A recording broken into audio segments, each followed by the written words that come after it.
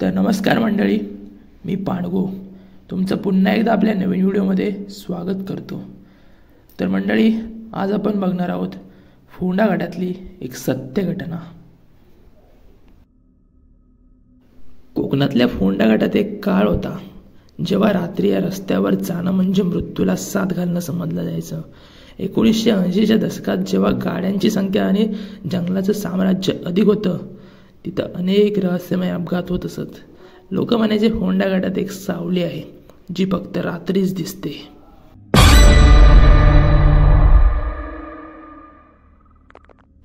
तर संदीप नावाचा एक तरुण गोव्यातल्या एका कॉलेजमध्ये शिकायला आलेला होता। दिवाळीच्या सुट्टीसाठी तो आपल्या गावाकडे परत निघाला होता, रत्नागिरीकडे। त्याला रात्री 9 वाजता फोंडा घाट पार करायचा होता। त्याच्या मित्रांनी त्याचा थांबवण्याचा खूप प्रयत्न केला। संदीप घाट रात्री चुकव, उद्या पहाटे निघ असं म्हणाले, पण तो म्हणाला, काही होत नाही रे, गाडी आहे, हेडलाईट आहेत। संदीप एकटा गाडी चालवत निघाला। घाटाच्या मध्ये आला तसा अचानक धुके वाढू लागले।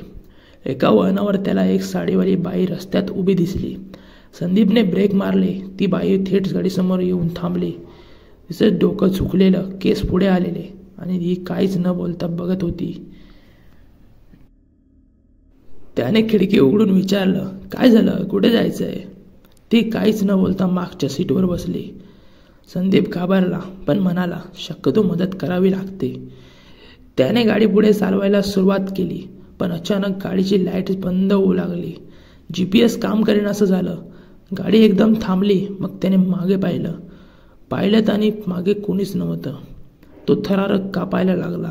त्याच क्षणी समोरून येणाऱ्या ट्रकने हॉर्न वाजवला। ट्रक ड्रायव्हर थांबला आणि म्हणाला, घाटात ती सावली परत आली आहे वाटतं। परवा एक मुलगा गायब झाला होता।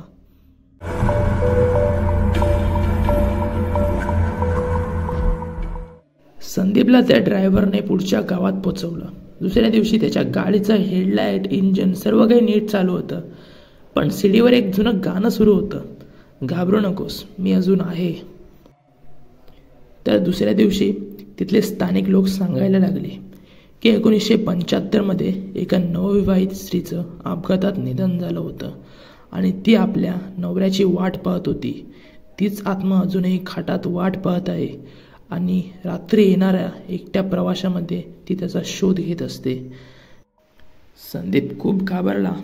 तो म्हणाला, धन्यवाद तुमचे, आज मी वाचलो, तुमच्यामुळे वाचलो। तर परत मी पुन्हा अशा घाटात गाडी घेऊन येणारच नाही असा म्हणून तो निघून गेला।